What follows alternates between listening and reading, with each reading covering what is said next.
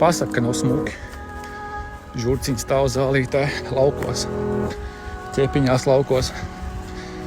Izskatās, ka man mašīna bišķi gaisā stāv.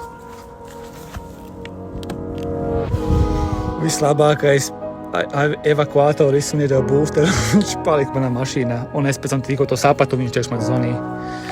Tā kā, jā. Bet viņš dzīvo, tur, kur es dzīvoju, praktiski turpatās. Tā kā es viņam vēlāk pienesīšu.